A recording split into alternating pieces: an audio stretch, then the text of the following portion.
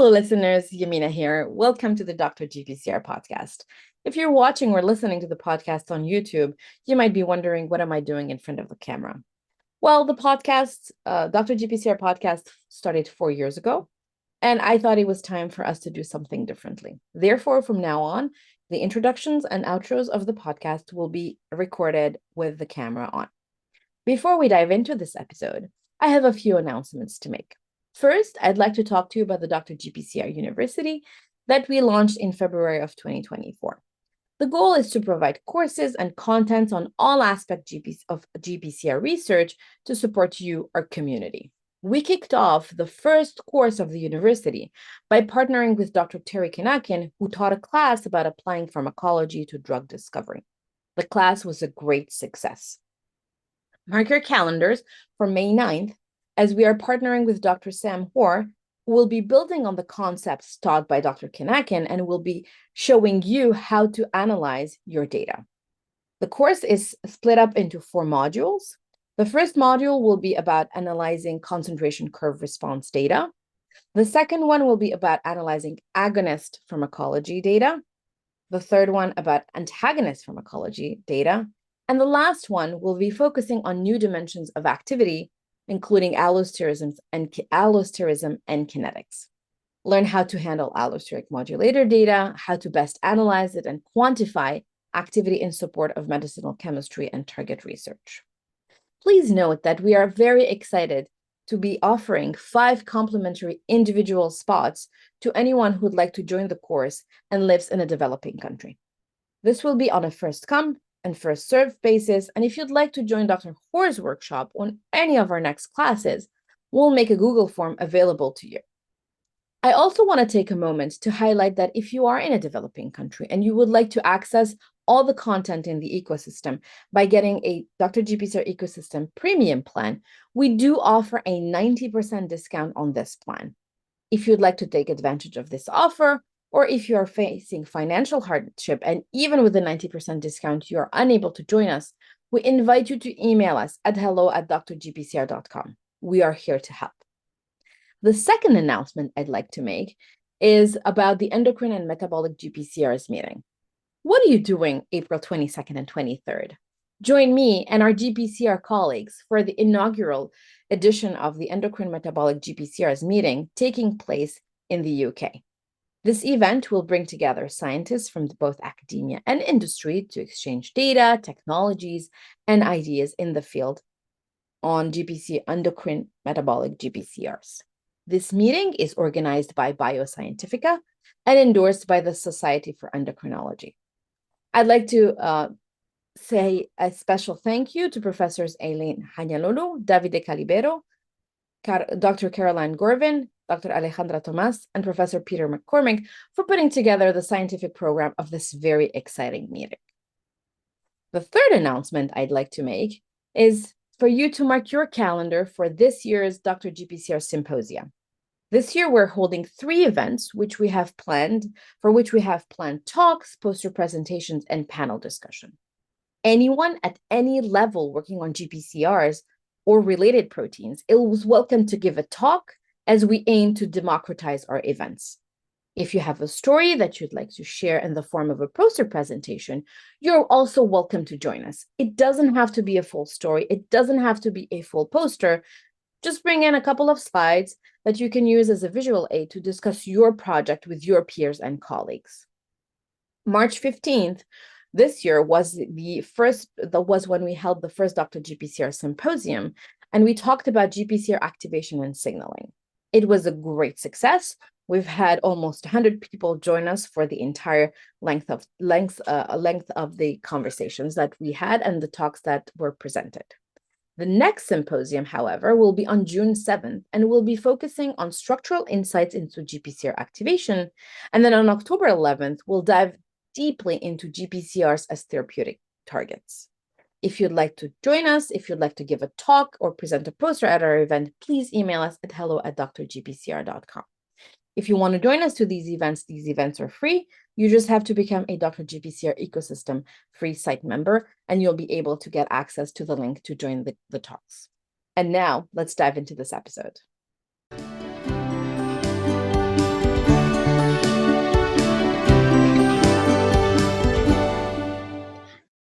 Hello, everyone. This is Yamina from Dr. GPCR, and I'm very excited this afternoon to have with me Dr. Demet Araç. Demet, welcome to the podcast. Thank you so much for the invitation and hosting me here. It's a pleasure to be here. I'm very glad that we're doing this, and we were saying this before we hit record. We were all both busy, and it's been a long time coming, but we're finally doing it. Yes, we finally made it after like 4 years.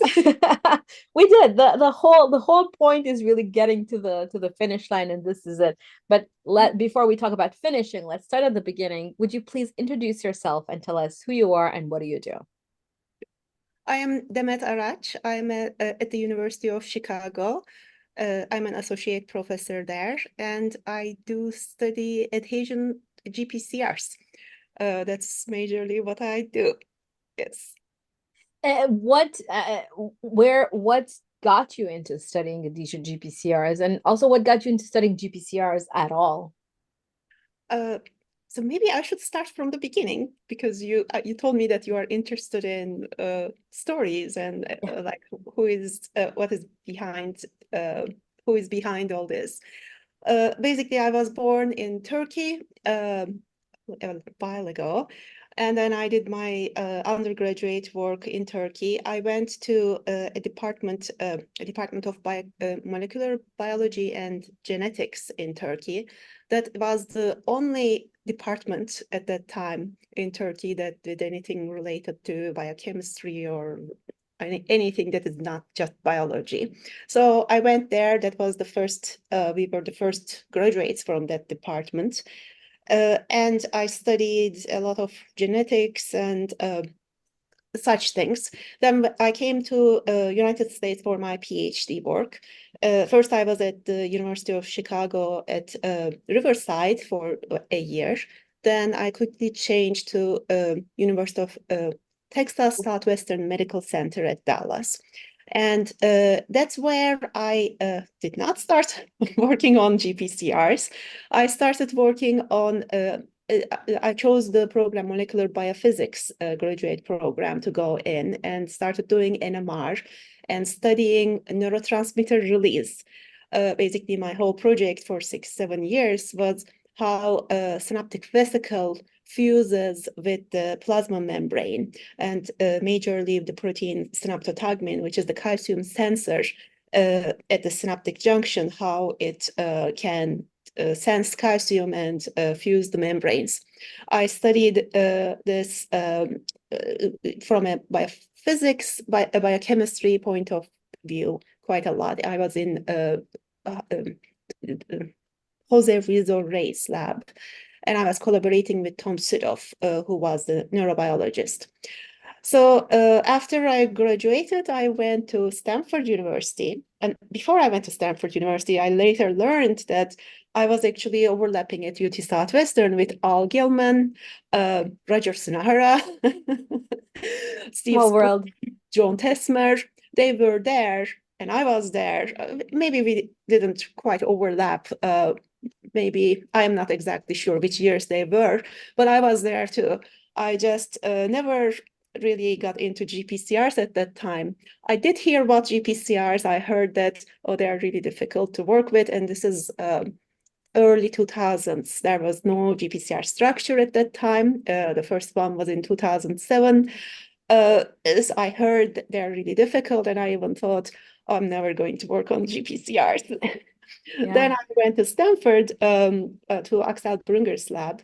Again, following structural biology and neurobiology.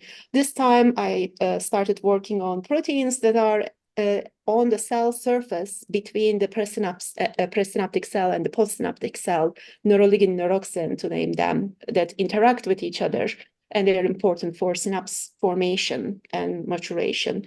In Axel Brunger's lab, I continued collaborating with Tom Sudoff, who was the neurobiologist, and I studied them using, again, structural methods, but biochemistry and cell biology, other things. So that's when, after that project, neuroxin bound to other ligands, and those other ligands happen to be adhesion GPCRs. Of course. Of course. So that has well, I started working on adhesion GPCRs, not because they were GPCRs, but because they bound to my proteins. And after right around that time when I was designing constructs for structural studies, I realized that on latrophilin 1, which is the adhesion GPCR, there was this region that was everybody was saying it was unstructured, non-functional, there's nothing there. But my analysis, secondary structure analysis, there was no AlphaFold at that time. My secondary structure analysis told me that there are helices and beta strands there. And when I looked at all other adhesion GPCRs, there are 33 of them in human, we found the same pattern of helices and beta strands. So that was actually the how the gain domain was identified for adhesion GPCRs. And because you told me you like stories, I was pregnant at that time, like 8.5 months pregnant. Of course, when else, right? Yes, and I was anytime I could. So my brain was. They say pregnant brain don't work, but actually it was working against all the odds, against everything that was written in the literature. That there is nothing there. It is not structured. There was the gain domain there, and afterwards we solved its structure, and we realized it really does exist in all of the adhesion GPCRs. It is cleaved, the cleavage site, hallmark cleavage site is within the gain domain. And the last beta strand that is cleaved after the cleavage site is hidden inside the gain domain, in the core of the gain domain. So that's how I kind of started working on GPCRs. And after then, we really wanted to understand what is the domain that is concerned in all adhesion GPCRs do. So then I left everything else, focused directly on adhesion GPCRs and their mechanisms of action, trying to understand what they do. So And long and answer to you your short. yeah, no, I think this is great. And I have a bunch of follow-up questions. Mainly interested, did you always know you were going to be a scientist? Or considering that there was one department back in the day in Turkey where you could do this type of work and learning, yes, Yes, especially. I actually always wanted, since I was like 13 years old, I think around that time I started showing an interest in documentaries on TV, which again weren't that different. There was the physics and but Yeah. like how the Big Bang happened kind of things. Yeah. I did like science and I never thought of becoming anything else. I have always wanted to be a scientist. Actually, that's why I went to a science high school and studied a lot of chemistry, physics, biology, math. Um, and I believe that that has contributed quite a lot to like knowing quite a lot of, but I don't remember too much physics and chemistry anymore, but having studied them has prepared me to be able to do many different kinds of multidisciplinary research. So yes, Yeah. I always want to be a A scientist. scientist. I love it. I love it. And then from a cultural perspective, and also, from how was it to move from Turkey to the US? I mean, Chicago is one thing, but then Texas, and then coming back to Chicago. I'm asking this because I've moved around quite a lot. So I lived in Romania, I lived in Algeria, I lived in Canada, and in the US, and even in the US, I've moved quite a lot. And every place I went to was different, so it required skills to adapt and time. Yes, it was difficult, but not that difficult. I know people who have a lot of difficulty. I was a boarding student starting from high school. That high school that I mentioned was a boarding school. So start when I was 15, I did separate from my parents and family, although it was in the same city, but still, I Yeah. kind of liked being on my own. And then in college, I was again away from my family. So family or the country, leaving your country behind wasn't really an issue for me. But of course, United States is very different than like Europe and the rest of the world. You need a car. So when I arrived at Riverside, California, Riverside, that's where I first arrived. It was really interesting that there was nobody on the streets walking. There was no pedestrian way. It was just a difficult, like every other international student, I guess. It's a different place. That was the hardest thing, I guess, to get used to your how to live here. Yeah. No, absolutely. You make a great point. I think it's very different. And I mean, coming from Canada, it's not that different, but I can tell that even coming from Canada to the US, there are major differences, even although we're in North America. We stayed in North America in that sense. But I think what doesn't kill you makes you stronger. And it might be painful, and it is always growing is always painful. But I feel like it's one superpower that PhD scientists or soon to be PhD scientists and postdocs have is this ability to adapt. Yes, definitely. I believe that whatever doesn't kill you makes you stronger. And you are also strong. Everybody is strong enough, just that they should just go and do it, whatever it is. But it's hard. That's the hard part, is like just do it. Like the doing it part is very difficult. That's why I wanted to get your input on how it was switching from, coming from Turkey to the US, and then even in the US moving around. The other question I had for you is, did you always know that you wanted to be a professor, or this was kind of the natural destination when you do a PhD and a postdoc for you? I guess when I started at 13, I didn't think that far ahead. I just wanted to do science. I mean, I enjoy science. I do science for the science part of it. I don't do it for becoming a professor or publishing Yeah. or nothing. Yeah. I just enjoy doing science. I think it is like the meaning of life for me. Yeah. I think it's a privilege when you're lucky to be in a situation where you get to do science and for the knowledge, to expand the knowledge, which I think is really, really great. Yes, yes. I don't think I would enjoy anything else other than doing science. What about when you were, finishing up your PhD and thinking about a postdoc? Um, what was going on then? How did you decide to do a postdoc? I guess I have to give you a little bit of context. So I finished my undergrad in early 2000s, and then I loved working in the lab, really. And for me, it was chemokine receptors, which Mhm, again, we could talk about that for a long time. But basically, I did a master's, and during the master's, my PI said, "Yamina, I really would love to offer you a PhD position. We can apply for these funding opportunities, and if you stay and you get them, I will also allow you to teach." So I taught parts of his class, actually two different classes, and for me, teaching was important. I mhm. really, really enjoyed it. But in my mind, when I finished my PhD, one, I didn't look around.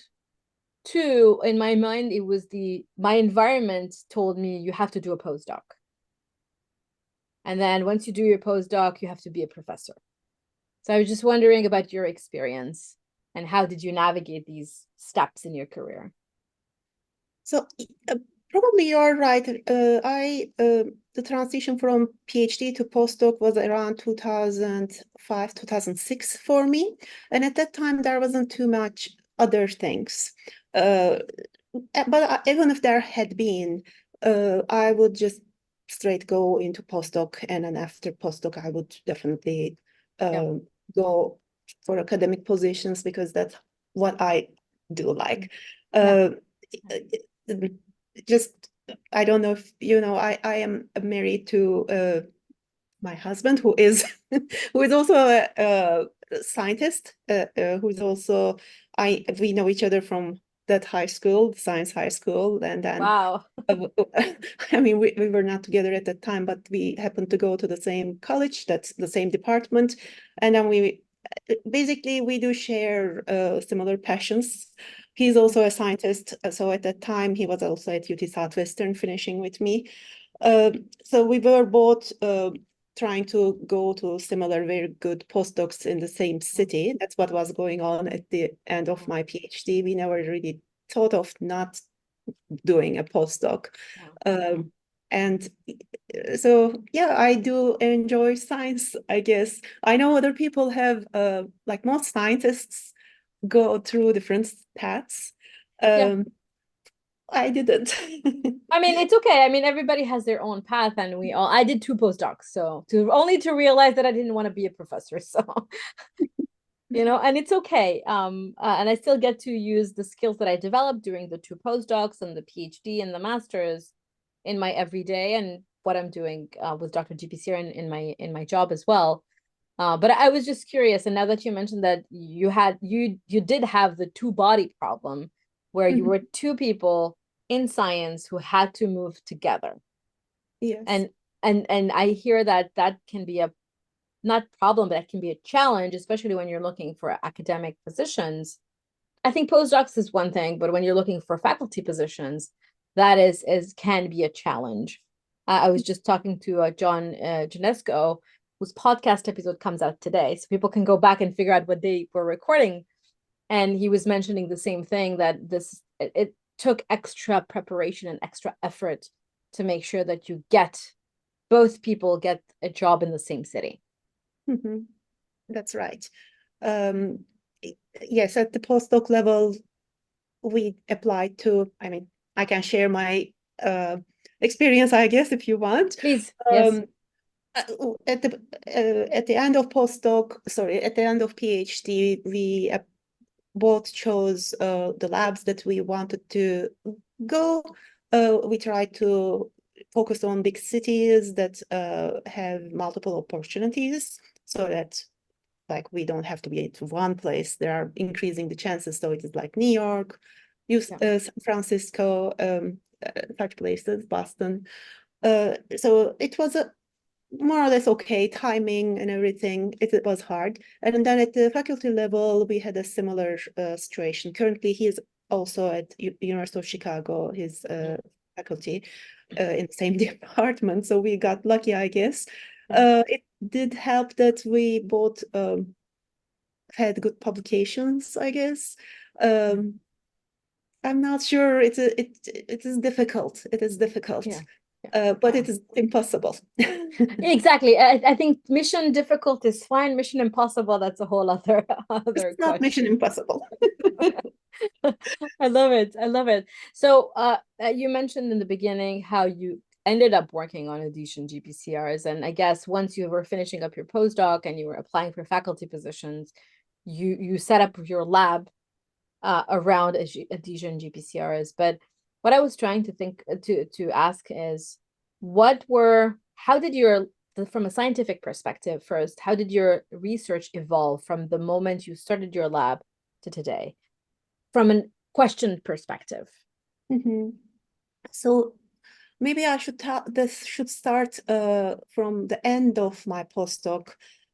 Basically, gain domain, the adhesion GPCR, the conserved gain domain came out as an interesting domain, but maybe I should go a little bit earlier, sorry, in the adhesion GPCR field to answer this question.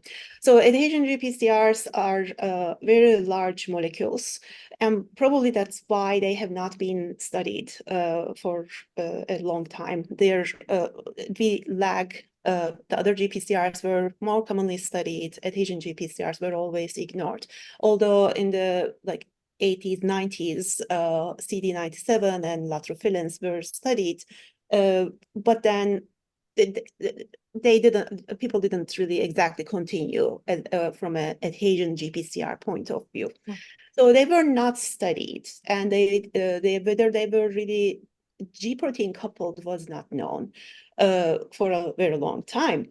Their ligands were not known. Their downstream signaling pathways were not known. No functional assays existed for them. So this was the situation when I studied for the gain domain. Basically, I studied the gain domain it was published in 2012, but I've started working on it in 2007.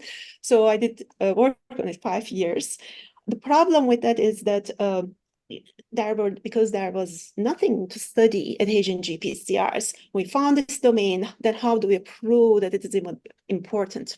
So at the end of my postdoc, I actually even had applied for a K99 or K01, which was not even sent to any institute. No institute wanted it because I received it because it was not proven to be important for anything. Adhesion GPCRs wasn't really proven to be important. Yeah. So that's how things were at the end of my postdoc when I started my faculty position. And when I was applying for my faculty positions, coming up with a research proposal, I did think very hard about what to propose after getting a K99 application returned back to me without even being reviewed because it wasn't interesting to any institution. I really questioned whether I should work on adhesion GPCRs or completely give up working on them because I wouldn't get funding. Well, I didn't do that. But the point is, it was really difficult to study them. So when I started, so you ask how my research has evolved. I wanted to study adhesion GPCRs and understand their mechanisms, understand everything about them. And my research skills, so I'm a structural biologist by training, a little bit of molecular biology, genetics, cell biology throw in there, all these things. And I did some neurobiology, kind of cell biology kind of work in Tom Surov's lab during my postdoc. So I had to kind of combine everything and in the kitchen sink and come up with things to work on adhesion GPCRs and figure out what to do with them. So the first thing that I really wanted to do in my lab when I started my lab is to get a functional assay so that we can work on it. We can mutate the protein, add things on it, and observe the downstream consequences of that.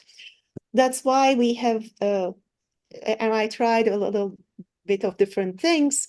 I tried collaborating with people some of the people have helped me quite a lot, actually. I remember Sylvia Goodking, Michelle Bouvier giving me advice, Sylvia Goodking trying a little bit. Things didn't work. So I started doing signaling assays in the lab, although it was not my expertise. So I did a little postdoc in my own lab, learning a lot about downstream signaling, G protein signaling assays. Another thing is we're already doing structural biology, NMR, crystallography, but then cryo-EM came out, and now we are doing cryo-EM, so that developed in our lab. We also collaborated with protein engineering people, antibody engineering, so that we can have tools, some kind of something because there are no agonist-antagonist small molecules, there were not. So we also wanted to do that. We, at the same time, did some downstream signaling high-throughput screens to find small molecules for adhesion GPCRs. Other things we did is looking for ligands, solving structures together with their ligands, trying to understand the effect of ligands on downstream signaling. Another thing we have done is to collaborate with biologists who can really look at phenotypes. For example, I have collaborators, Tom Surov, who is my mouse collaborator for synapse formation assays, Or we had a very successful collaboration with Kelly Monk, who does zebrafish, who studied GPCR, adhesion GPCRs in zebrafish.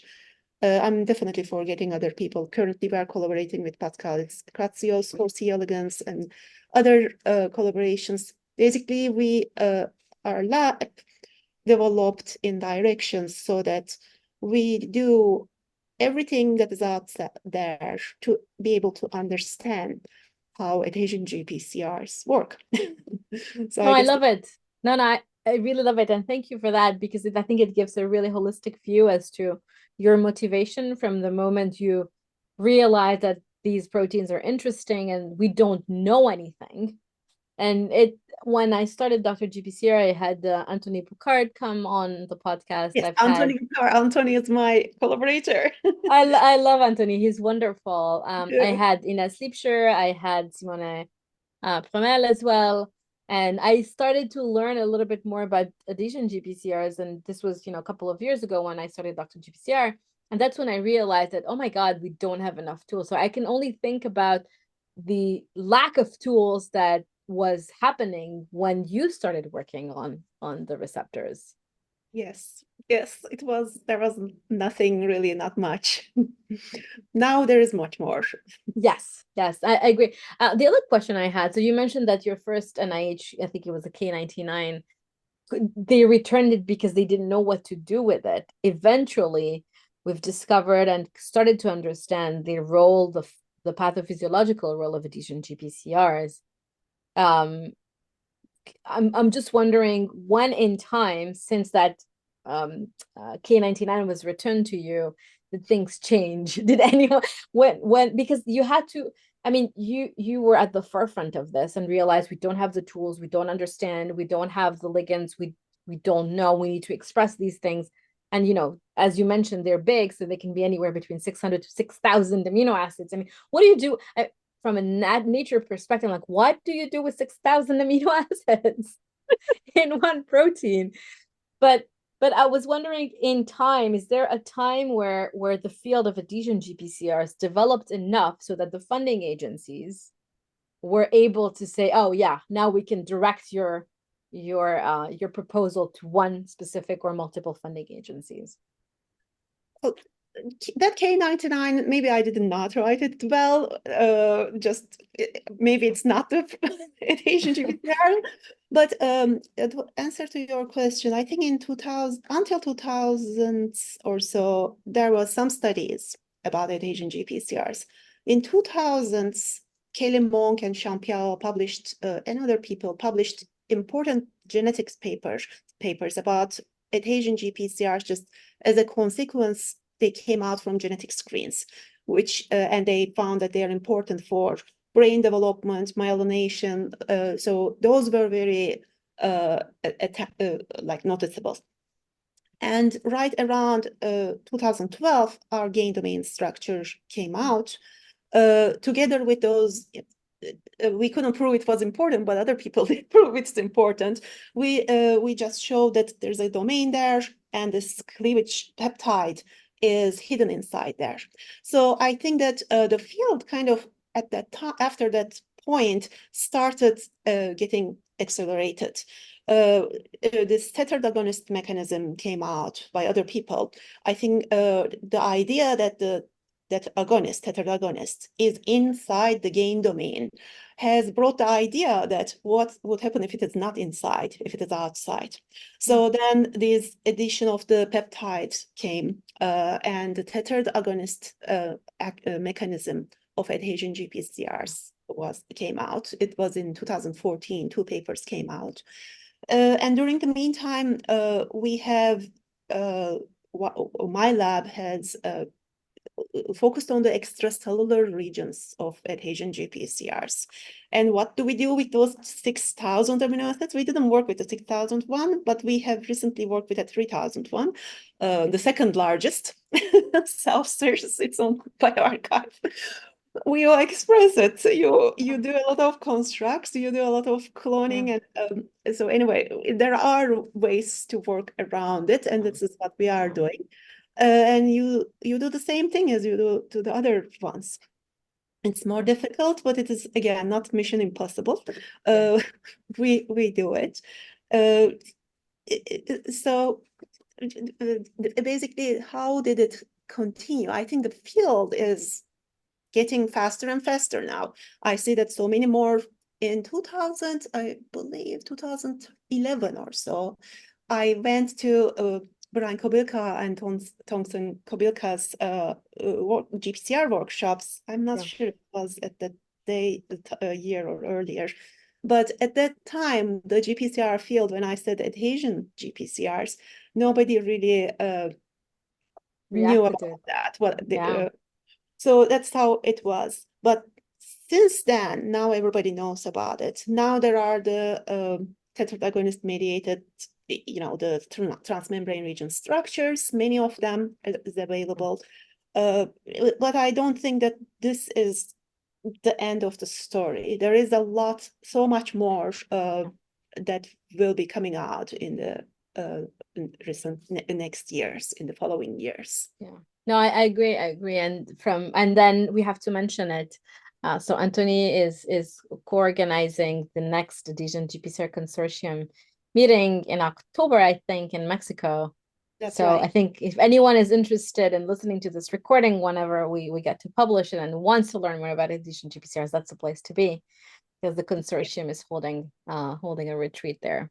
That's right. In October, I think 23, 24, 25, if I'm I not think wrong. so. Yeah, that's what I have So in mind.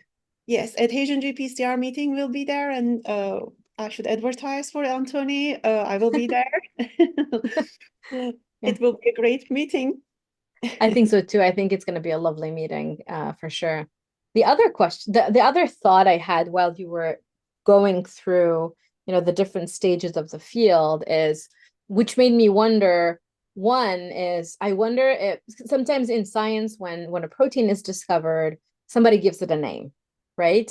Mhm. And then we find more proteins that look like that, and then we say it might be a family. So then we change the names. And then at some point, these papers with the old name or old nomenclature just get buried. And anyone who has never heard about the first nomenclature is not going to go and look in PubMed and type that up. It is adhesion GPCR field. It's kind of like that. The old names, I actually know the old names. It was, I think, changed to ADGR nomenclature. There's an adhesion GPCR consortium, and I'm also in it, that have done the change. And it happened, I think, around 2013, 14, probably, but I could never get used to the new names. So I Yeah. still call them, our publications are a mixture. Of both. Yeah, I hope yeah. our papers doesn't get like lost in the literature. Yeah. I actually was on the IUFAR website a couple of months ago, and I was looking for something, and I figured, well, you have this whole list of adhesion GPCRs, and I think the AD is kept, but then the last letters change, and there were too many letters at some point. I was like, okay, wait a minute, this is way too confusing at this point. It is. You should probably not look at the ADGR, just look at the last Mm, letter and the number. exactly. The ADGR is the same. It's just too many letters. Yeah. No, I agree. I asked this from all of our guests, and I'm gonna adapt the question to you. So the question typically goes as, "What is your favorite GPCR?" But I think I should ask you, what is your favorite adhesion GPCR, Yes, you're right. My and why? favorite GPCRs are adhesion GPCRs, and I think the favorite one, because I have worked on it for a long time, is the latrophilins. Brilliant. Although the others shouldn't take it personally, I love them all.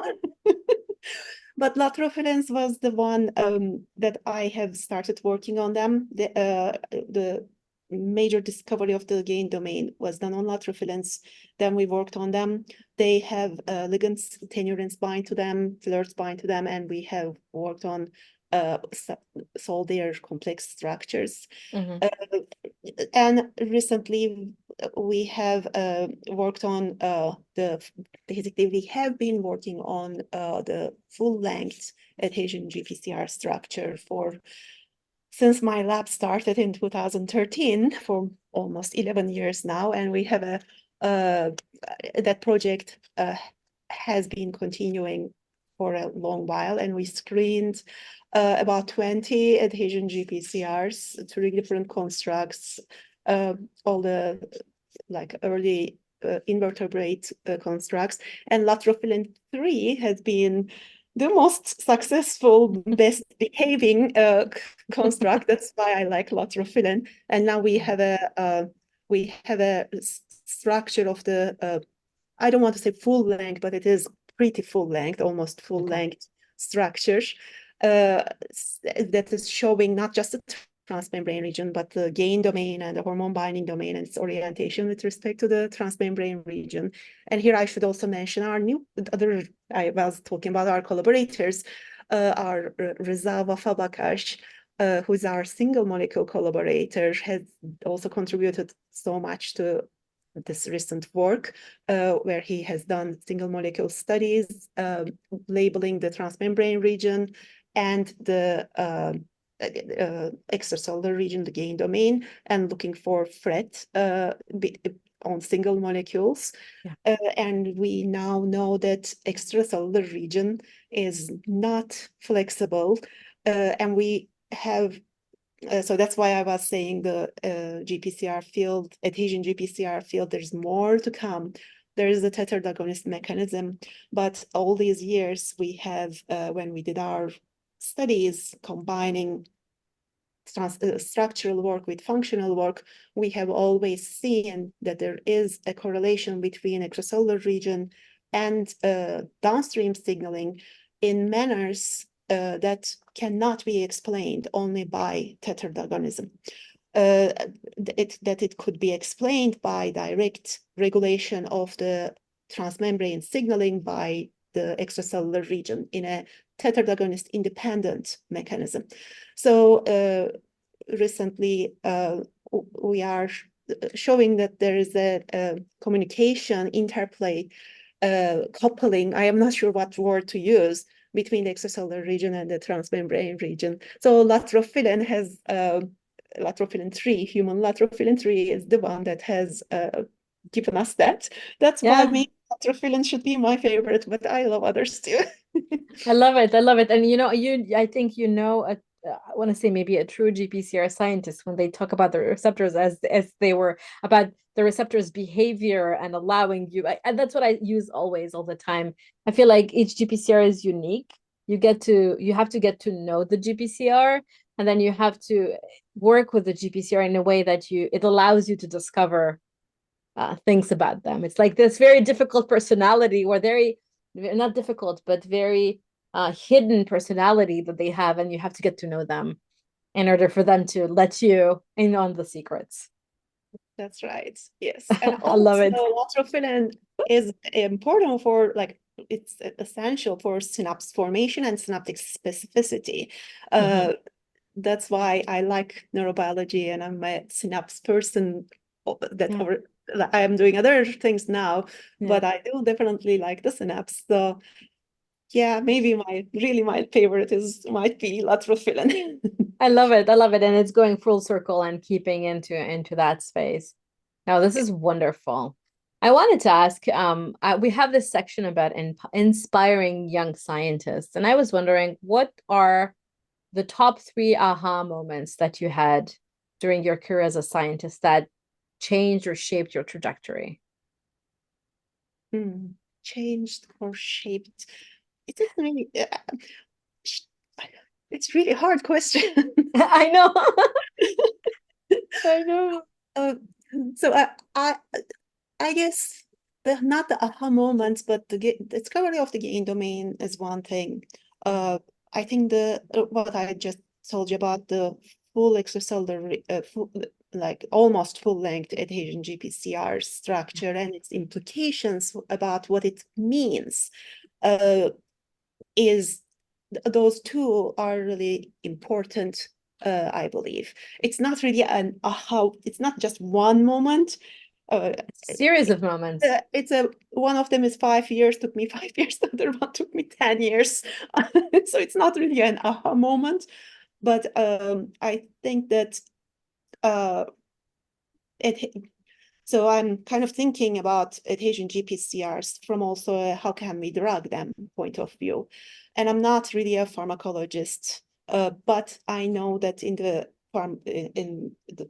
GPCR, how to drug GPCRs, specificity is important, and targeting a transmembrane region, only transmembrane region, is difficult to. It's hard to make specific ligands. So I do think that targeting the extracellular region is an opportunity for adhesion GPCRs. And if we look at other receptor fields, other cell surface proteins like receptor tyrosine kinases, EGF receptors, or integrins, or other things, their extracellular regions are full of adhesion domains. So basically, adhesion GPCRs are not just GPCRs. They are GPCRs, and they are these large adhesion molecules that they are a chimera, and their drug targeting can be done by targeting the transmembrane region, but also very similar to other non-GPCR receptor fields by targeting the extracellular regions. But the direct communication of the extracellular region with the transmembrane region without shedding is important, because then you can target the extracellular regions, which are variables, which are very, then you can be really specific about targeting GPCRs. So I really think that this is very important. So that is one aha moment that took 10 years, more than 10 years. Okay, it can be any moment in time, but yeah, the other one can be the gain domain, which I kind of told you. Yeah. And the first one, the aha moment, I have had one aha moment, which was when I was an undergrad. I was doing genetics then. That's kind of a little funny, not that funny, but that was my first finding. I was doing a linkage analysis, and I was doing PCR and looking at the PCR results in a dark room from a photo machine, like taking the picture. It was taking a photo, and it was coming out of the camera, and I was looking at it in the dark in a little light. And because it was all high up, I had to be on a stool which was shaking.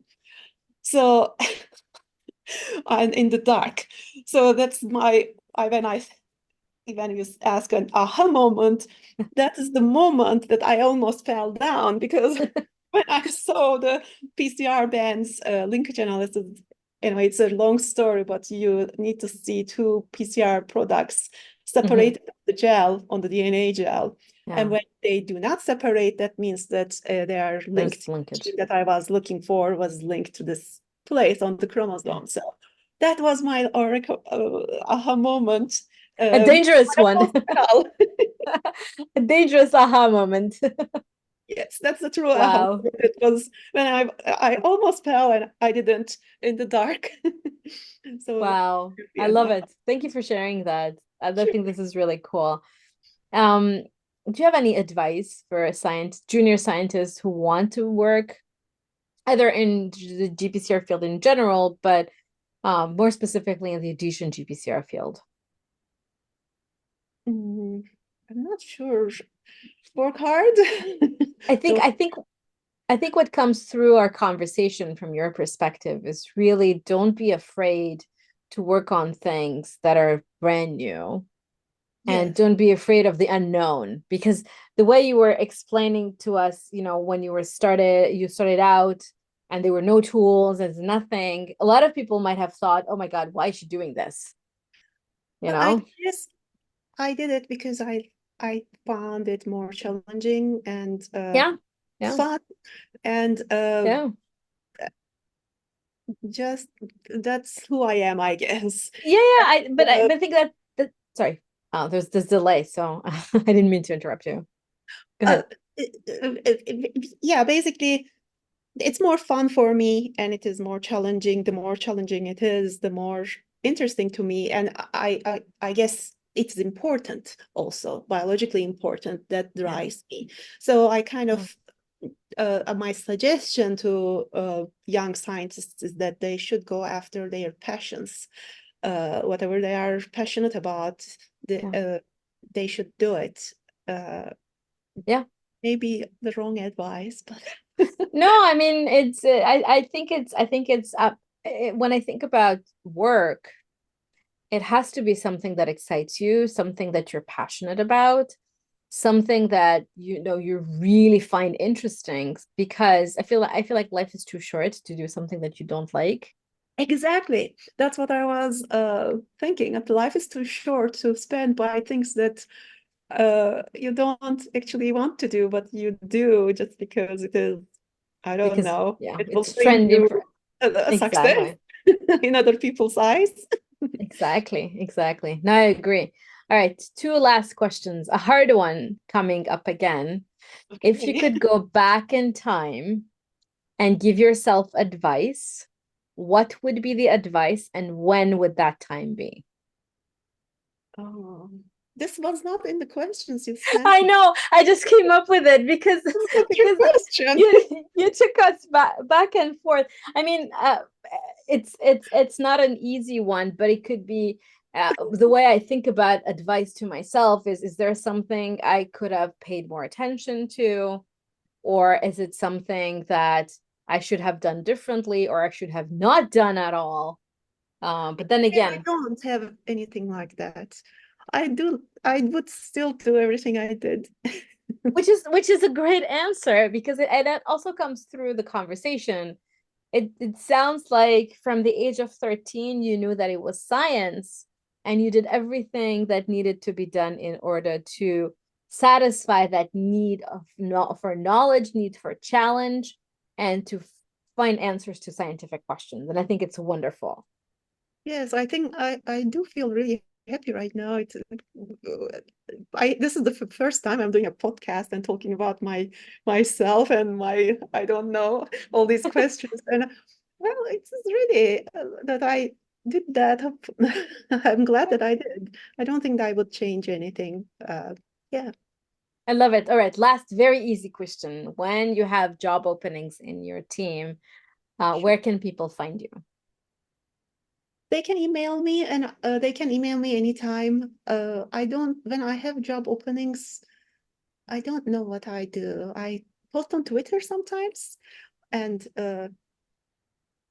yes, I always wait for the good, really passionate people who will work hard, who will enjoy working hard to apply to me. They can always email me.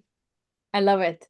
Demet, and I just want to give some advertisement to your talk that you're going to give at the next Dr. GPCR Symposium on June 7th. I can't wait to hear your talk. Full disclosure, we're in March and June is far out, but you're our first speaker, confirmed speaker. And we're going to be working hard on the Dr. GPCR side to fill out the entire panel. With this, I want to say thank you for being here. I really appreciated our conversation. Well, thank you so much. I also very much appreciate that you invited me, and I had a lot of fun. Thank you so much. Don't go anywhere. I'm going to stop recording. We're going to let people wonder what we're talking about after we stop recording. Can I ask you a favor? Please subscribe to our YouTube channel. Many of you come back to watch our videos but aren't subscribed. Having more subscribers will help us get you more content.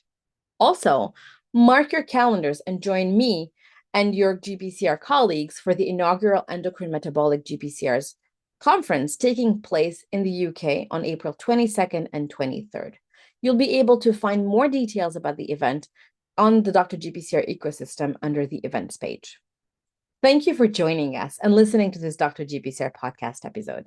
We would like to thank our guests, our Dr. GPCR team, Attila, Ines, Montserrat, Ivana, Andreina, and Balint. If you like our podcast, leave us a 5-star review on Apple Podcasts. You can also leave us a testimonial at drgpcr.com and subscribe today to our monthly newsletter. If you're part of the ecosystem, which we encourage you to do, it's free to join us. You'll be getting a weekly email about GPCR news. If you want to know what are the latest papers that were published, what are the latest accomplishments of your colleagues, what are the industry news in the GPCR field, and what are the job opportunities in the GPCR field, please do join us in the ecosystem. Another great way to support us is to share your favorite program with your network and colleagues. With any questions or suggestions, please email us at hello@drgpcr.com. Until next time, stay safe.